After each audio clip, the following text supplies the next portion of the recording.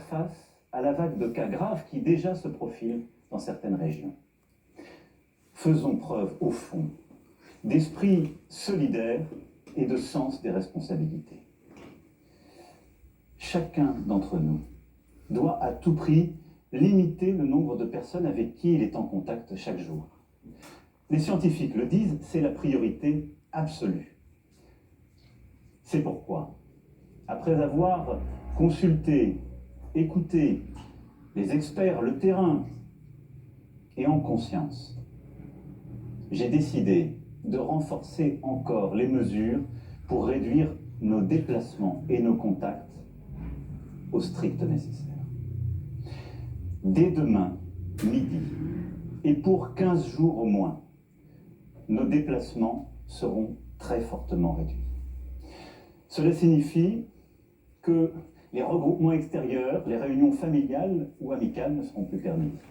Se promener, retrouver ses amis dans le parc, dans la rue, ne sera plus possible.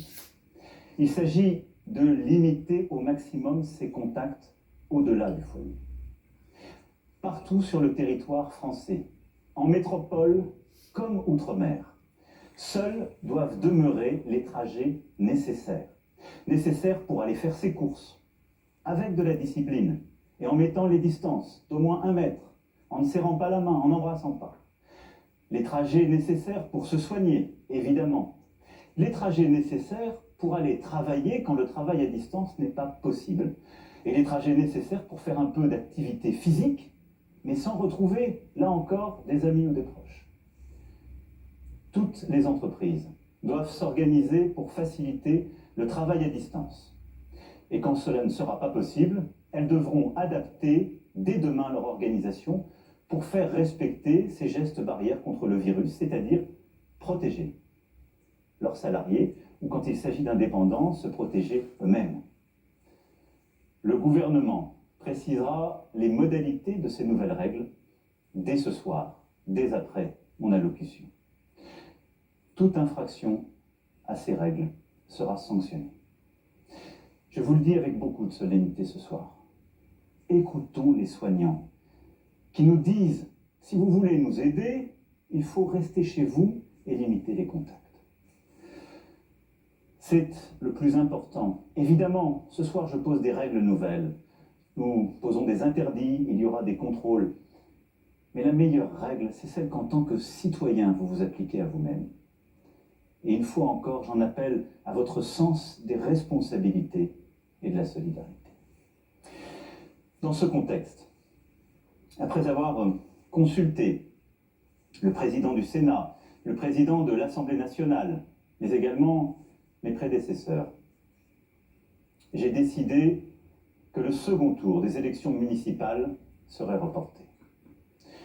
Le Premier ministre en a informé aujourd'hui même les chefs de parti représentés au Parlement. Cette décision a fait l'objet d'un accord unanime.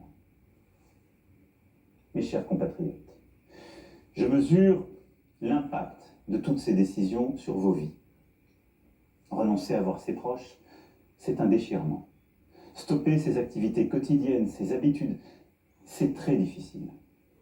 Cela ne doit pas nous empêcher de garder le lien, d'appeler nos proches, de donner des nouvelles, d'organiser aussi les choses avec nos voisins, d'inventer de nouvelles solidarités entre générations, de rester, comme je vous l'ai dit jeudi dernier, profondément solidaires et d'innover là aussi sur ce point.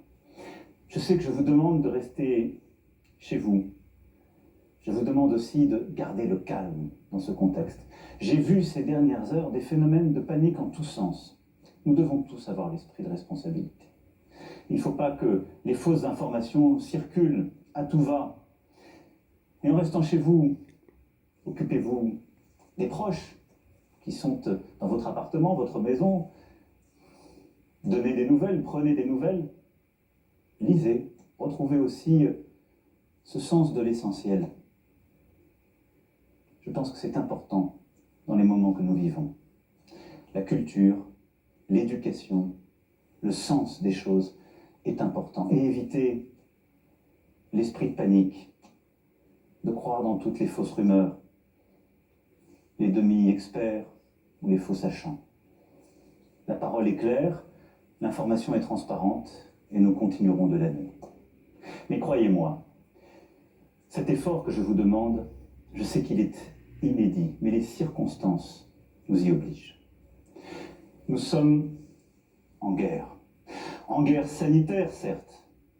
Nous ne luttons ni contre une armée, ni contre une autre nation, mais l'ennemi est là, invisible, insaisissable, qui progresse. Et cela requiert notre mobilisation générale. Nous sommes en guerre. Toute l'action du gouvernement et du Parlement doit être désormais tournée vers le combat contre l'épidémie. De jour comme de nuit, rien ne doit nous en divertir. C'est pourquoi j'ai décidé que toutes les réformes en cours seraient suspendues, à commencer par la réforme des retraites.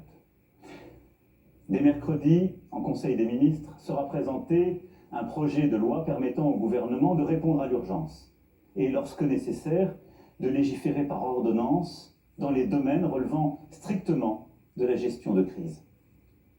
Ce projet sera soumis au Parlement dès jeudi. J'ai vu tout à l'heure les présidents de l'Assemblée nationale et du Sénat afin que ces textes soient votés le plus rapidement possible, afin aussi que la vie démocratique et le contrôle du Parlement continuent dans cette période. Je les en remercie et je remercie tous nos parlementaires en cet instant. Nous sommes en guerre. J'appelle tous les acteurs politiques, économiques, sociaux, associatifs, tous les Français, à s'inscrire dans cette union nationale qui a permis à notre pays de surmonter tant de crises par le passé. Nous sommes en guerre. Et la nation soutiendra ses enfants qui, personnel soignant, en ville, à l'hôpital, se trouvent en première ligne dans un combat qui va leur demander énergie, détermination, solidarité. Ils ont des droits sur nous. Nous leur devons évidemment les moyens, la protection. Nous serons là. Nous leur devons des masques, du gel, tout le matériel nécessaire. Et nous y veillons et y veillerons.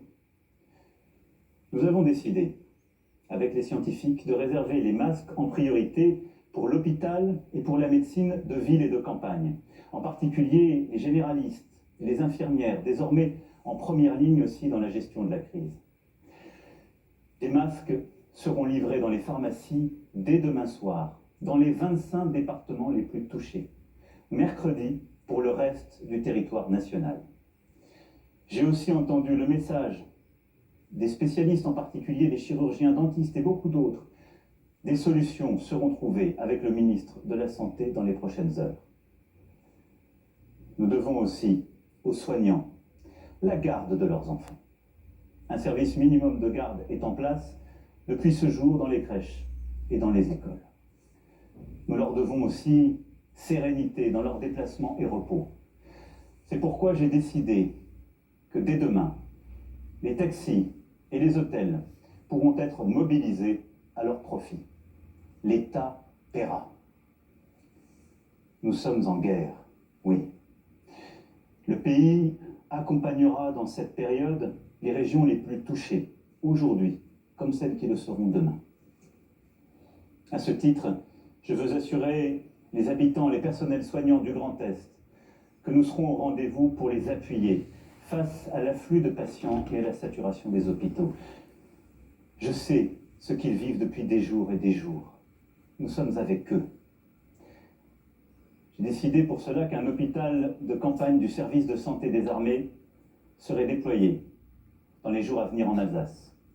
Les armées apporteront aussi leur concours pour déplacer les malades des régions les plus affectées et ainsi réduire la congestion des hôpitaux de certains territoires. Nous sommes en guerre. Aussi, comme je vous l'ai dit jeudi, pour nous protéger et contenir la dissémination du virus, mais aussi préserver nos systèmes de soins. Nous avons pris ce matin, entre Européens, une décision commune. Dès demain midi, les frontières à l'entrée de l'Union européenne et de l'espace Schengen seront fermées. Concrètement, tous les voyages entre les pays non européens et l'Union européenne seront suspendus pendant 30 jours. Les Françaises et les Français qui sont actuellement à l'étranger et souhaitent rentrer pourront bien entendu rejoindre leur pays. Nous devons prendre cette décision parce que je vous demande ce soir d'importants efforts et que nous devons dans la durée nous protéger. Et je veux dire à tous nos compatriotes qui vivent à l'étranger que là aussi, en bon ordre, ils doivent se rapprocher des ambassades et consulats et que nous organiserons pour celles et ceux qui le souhaitent, et là où c'est nécessaire, leur rapatriement. Vous l'aurez compris, vous le pressentez. Cette crise sanitaire sans précédent aura des conséquences humaines, sociales, économiques majeures. C'est aussi ce défi que nous devons mener. Je vous demande des sacrifices pour ralentir l'épidémie. Jamais ils ne doivent mettre en cause l'aide aux plus fragiles, la pérennité d'une entreprise, les moyens de subsistance des salariés comme des indépendants. Pour les plus précaires, pour les plus démunis, pour les personnes isolées, nous ferons en sorte, avec les grandes associations, avec aussi les collectivités locales et leurs services, qu'ils puissent être nourris, protégés, que les services que nous leur devons soient assurés.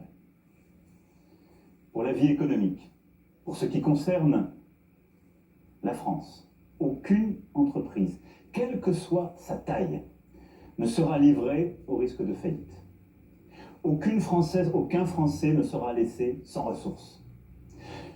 S'agissant des entreprises, nous mettons en place un dispositif exceptionnel de report de charges fiscales et sociales, de soutien au report d'échéances bancaires et de garantie de l'État à hauteur de 300 milliards d'euros pour tous les prêts bancaires contractés auprès des banques. Pour les plus petites d'entre elles, et tant que la situation durera, celles qui font face à des difficultés n'auront rien à débourser, ni pour les impôts, ni pour les cotisations sociales. Les factures d'eau, de gaz ou d'électricité, ainsi que les loyers, devront être suspendues. En outre, afin que personne ne soit laissé sans ressources, pour les salariés, le dispositif de chômage partiel sera massivement élargi, comme je vous l'avais annoncé jeudi dernier, et comme le gouvernement a commencé à le préciser. Pour les entrepreneurs, commerçants, artisans, un fonds de solidarité sera créé, abondé par l'État, et auquel le Premier ministre proposera aux régions aussi de contribuer. Le gouvernement, dès demain, précisera toutes ces mesures. Elles seront en fonction des besoins, des réalités économiques, des nécessités secteur par secteur, évidemment adaptées.